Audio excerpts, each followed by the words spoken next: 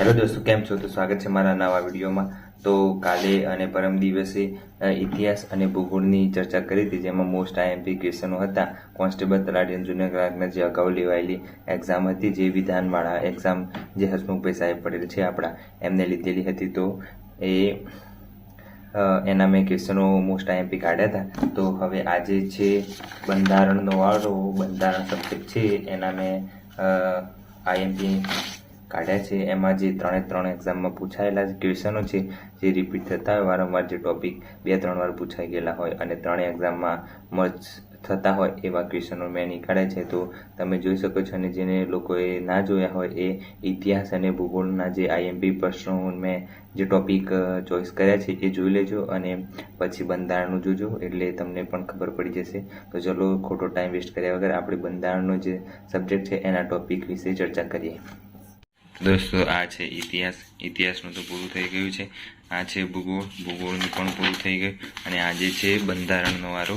તો આ છે પીએસઆઈ કોન્સ્ટેબલ માટે બંધારણ આઈએમપી ટોપિક. કોન્સ્ટેબલ, તલાટી અને જુનિયર ક્લાર્ક પેપર આધારે, આ પેપરના આધારે મેં આ ટોપિક વાઇઝ કાઢ્યા છે. તો તમે જોઈ શકો છો. અને એ પેપર છે મારી જોડે આ રહ્યા 3: તલાટીનું, પછી જુનિયર ક્લાર્કનું અને કોન્સ્ટેબલ. આ 3 પેપર છે. એ 3 પેપરમાં જે ક્વેશ્ચનો પૂછાયા છે આવી રીતના વિધાનવાળા, તો આવી રીતનું જ પેપર આવશે. હવે નેક્સ્ટ પેપર આવશે પીએસઆઈ અને કોન્સ્ટેબલનું, એ આવી રીતે વિધાનવાળું જ આવશે. આવી રીતના વિધાન હશે.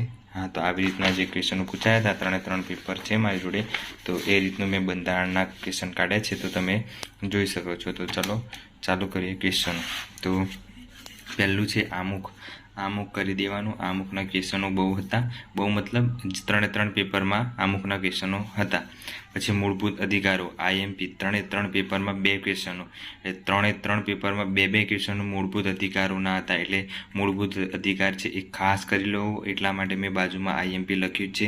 અને 3 પેપરમાં 2 ક્વેશ્ચનો પૂછાયા છે, એટલે એ મૂળભૂત અધિકારો કરી લેવું. પછી પંચાયતી રાજ મોસ્ટ આઈએમપી. પંચાયતી રાજના એટલા પ્રશ્નો મેં જોયા ને પેપરમાં, તો 3 પ્રશ્નો કોન્સ્ટેબલમાં, પછી 3 પ્રશ્નો આપણે જુનિયર ક્લાર્કમાં અને 3 પ્રશ્નો આપણે તલાટીમાં. આ 3 પ્રશ્નો આ પંચાયતી રાજના હતા. એટલે પંચાયતી રાજ ખાસ કરી લેવું, જેમાં જે પંચાયતી રાજને અમલીકરણ, પંચાયતી રાજનો દિવસ, પંચાયતી રાજ કોને અમલમાં મૂક્યું, પછી જે 5 નીતિઓ હતી એ કરી દેવી.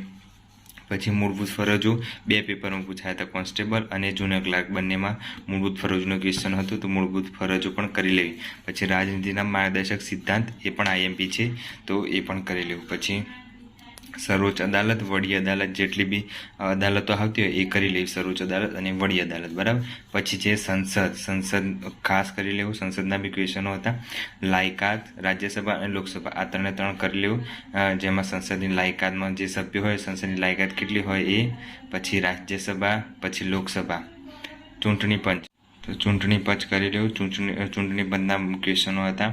અને પછી છે રાષ્ટ્રપતિ, ઉપરાષ્ટ્રપતિ મોસ્ટ આઈએમપી છે, એના ક્વેશ્ચનો હોય ને હોય જ. રાષ્ટ્રપતિની લાયકાત, રાષ્ટ્રપતિનો અનુચ્છેદ, ઉપરાષ્ટ્રપતિની લાયકાત, રાષ્ટ્રપતિ નિમણૂક કોણ કરે છે, રાષ્ટ્રપતિ શપથ કોને લેવડાવે છે, રાષ્ટ્રપતિ કોણ નિમણૂક કરી શકે છે, રાષ્ટ્રપતિના હોદ્દામાં નીચે કોણ આવે છે, રાષ્ટ્રપતિનો પગાર ભથ્થો કેટલો હોય છે, એ બધું આમાં આવે છે. એટલે રાષ્ટ્રપતિ, ઉપરાષ્ટ્રપતિ વિશે ખાસ વાંચી લેવું. પછી છે વડાપ્રધાન, મુખ્યમંત્રી, રાજ્યપાલ, એમની નિમણૂક કોણ કરે છે, એવા ક્વેશ્ચનો પૂછાયા હતા કે વડાપ્રધાનની નિમણૂક કોણ કરે છે, મુખ્યમંત્રીની નિમણૂક કોણ કરે છે, રાજ્યપાલની નિમણૂક કોણ કરે છે, એ કરી લેવું. એના ક્વેશ્ચનો હતા. વિધાનમાં હતા પાછા કે વડાપ્રધાનની લાયકાત કેટલા વર્ષની હોય છે, મુખ્યમંત્રીની લાયકાત કેટલા વર્ષની હોય છે, રાજ્યપાલની લાયકાત કેટલા વર્ષની હોય છે, રાજ્યપાલની નિમણૂક કોણ કરે છે, એવી રીતના વિધાનવાળા હતા. નીચે 1, 2, 3, 4 હતું, તો એમાંથી ઓળખવાનું હતું, બસ એ રીતનું હતું. પછી રાજ્યસભા પણ કરી લેવું. અનુચ્છેદ એટલે ભાગ 1 આમાં અનુચ્છેદ કેટલા આવે છે, એ રીતે ભાઈ અનુચ્છેદ કોઈ બીનો, જેમ કે રાષ્ટ્રપતિનો અનુચ્છેદ 52 છે, તો એવી રીતે જોઈ લેવું. પછી સંસદીય પ્રણાલી પણ કરી લેવી. મંત્રીમંડળ જે છે એ રાજ્યનું પણ કરી લેવું અને કેન્દ્રનું પણ કરી લેવું. પછી બંધારણના સ્ત્રોત ક્યાંથી લેવાય છે દેશ, જેમ કે આમુખ ક્યાંથી લેવાયું છે, અમેરિકામાંથી. આમુખની ભાષાનો સ્ત્રોત ક્યાંથી લેવાય છે, તો ઓસ્ટ્રેલિયામાંથી. એવી રીતના જે દેશો છે આપેલા એ રીતે કરી લેવા સ્ત્રોતો બધા. અને મારું કહેવું માનું છે કે અત્યારે તમે જેટલા બી અમે ટોપિક કર્યા છે એ બધા આઈએમપી છે અને તમે કરી શકો છો. અને નેક્સ્ટ વિડીયોમાં હું હવે જે વારસો છે ભારતનો જે એના લાવીશ, તો તમે ચેનલ પર બને રહેજો. અને આવા નવા ટોપિક જે છે આઈએમપી એ લાવતો રહીશ અલગ અલગ સબ્જેક્ટના. પછી લાવીશ મેથ્સ રિઝનિંગનું એવું કંઈક હશે તો એ લાવીશ. પછી જે પેપરમાં સિલેબસ પ્રમાણે ટોપિક મેચ થતા હોય એ લેતો આવીશ. અને આ જે ટોપિક મેચ થાય છે બધા એ તમે સિલેબસમાં જોઈ લેજો, તો સિલેબસમાં બી આ બધા ટોપિક મેચ થઈ જાય છે અને પૂછાયા પણ છે આ ક્વેશ્ચન. એટલે આ ક્વેશ્ચનો ખાસ કરી લેવા. હું ઉપરથી થોડું કરી લઉં એટલે તમે સ્ક્રીનશોટ પાડવું હોય તો પાડી લેજો, એટલે તમને ઉપયોગી થશે આ થોડું. અને હું મારા માટે બનાવું છું એટલે તમારે પણ ઉપયોગી થશે. અગાઉ મેં આ બનાવેલું જ છે, મારું જે પેમ્પલેટ છે એમાંથી અગાઉ મેં બનાવેલું જ છે, એટલે તમે જોઈ શકો છો. મેં મારા માટે પણ બનાવ્યું છે અને બધાને ઉપયોગી થાય એટલા માટે મેં વિડીયો પણ બનાવી દીધો કે આ આઈએમપી માટે છે. એટલે આ છે ઇતિહાસનું, અને આ ભૂગોળનું, પછી આ છે બંધારણનું. આ 3 બનાવ્યા છે. નેક્સ્ટ હવે હું વારસા માટે લઈને આવીશ, તો ચેનલ પર નવા હોય તો સબસ્ક્રાઈબ કરી દેજો. અને થોડા ક્વેશ્ચનો બતાવી દઉં કે ક્વેશ્ચનો કેવા પૂછાય છે બંધારણમાં. તો જો હું બતાવી દઉં બંધારણના ક્વેશ્ચનો કયા બંધારણનો ક્વેશ્ચન. આ રહ્યો બંધારણનો ક્વેશ્ચન, તો એ જોઈ શકો છો. ભારતીય બંધારણ વિશે નીચેના ધ્યાનમાં લો. મૂળભૂત અધિકારને સરકારને કેટલી બાબતો કરતા રોકે છે? રાજનીતિ માર્ગદર્શક સિદ્ધાંત સરકારને કેટલી બાબતોમાં કરવા સૂચવે છે? રાજનીતિ માર્ગદર્શક સિદ્ધાંતના અમલ માટે સંસદ કાયદો બનાવી શકે છે? કેશવાનંદ ભારતીય કેસ સર્વોચ્ચ અદાલતમાં સંસદને બંધારણીય કોઈ પણ જગ્યાઓમાં સુધારો કરવાનો અધિકાર આપેલ છે. એ તો આવી રીતના પહેલું બીજું સાચું છે, પહેલું ત્રીજું સાચું છે, પહેલું ત્રીજું બીજું ત્રીજું સાચું છે કે બધા સાચા છે, એવી રીતના આખું ક્વેશ્ચન પૂછાયું હતું.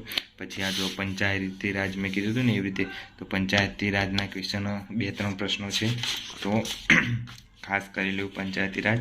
પછી આ જો બંધારણીય સુધારાઓ, મંત્રીમંડળ એટલે મંત્રીમંડળના પણ ક્વેશ્ચનો છે, તો એ પણ કરી લેવા. પછી છે પછી ક્યાં ગયું. હા, આ જો ભારતના રાષ્ટ્રપતિ છે ને, આખું મૂકેલું છે રાષ્ટ્રપતિ વિશે. તો રાષ્ટ્રપતિ વિશે ખબર હોવી જોઈએ તો આપણે આખો ક્વેશ્ચન સોલ્વ કરી શકીએ. આ હતું તલાટીનું. હવે હું તમને બતાવું કે કોન્સ્ટેબલનું કહ્યું. કોન્સ્ટેબલનું પેપર કેવું હતું? ટફ હતું. ટફ ના કહેવાય, પણ જો જેને કમ્પ્લીટ વાંચ્યું હોય એને આવડી જાય આરામથી. તો આ રીતનું છે. પછી બતાવી દઉં હું તમને ક્વેશ્ચન એમાં બંધારણનું ક્વેશ્ચન આવી જો. ભારતીય સંસદ લોકસભામાં 25 વર્ષ, રાજ્યસભામાં 30 વર્ષ, લોકસભાની ચૂંટણી 5 વર્ષે થાય, રાજ્યસભાની 6 વર્ષે થાય. આવી રીતના ચેક કરવાનું હતું. આવી રીતનો એક ક્વેશ્ચન થાય છે આટલું, અને આવી રીતના જ ક્વેશ્ચનો પૂછાય છે બધા. અને નેક્સ્ટ એક્ઝામ તમે તૈયાર રહેજો આવી રીતની એક્ઝામ આપવા માટે. તો આવી રીતના જ ક્વેશ્ચનો આવશે, એટલે ધ્યાન રાખજો. પંચાયતી રાજનું પાછું ક્વેશ્ચન આવજો. મેં પેલા તલાટીમાં પણ બતાવ્યા હતા આ પેપરમાં બી બતાવ્યા હતા પંચાયતી રાજના ક્વેશ્ચન. એટલે આવી રીતે રિપીટ થતા જ રહે છે પંચાયતી રાજના. એટલે પંચાયતી રાજ ખાસ કરી લેવું. મોસ્ટ આઈએમપી પંચાયતી રાજ છે, એટલા માટે મેં મોસ્ટ આઈએમપી લખ્યું જ હતું બાજુમાં.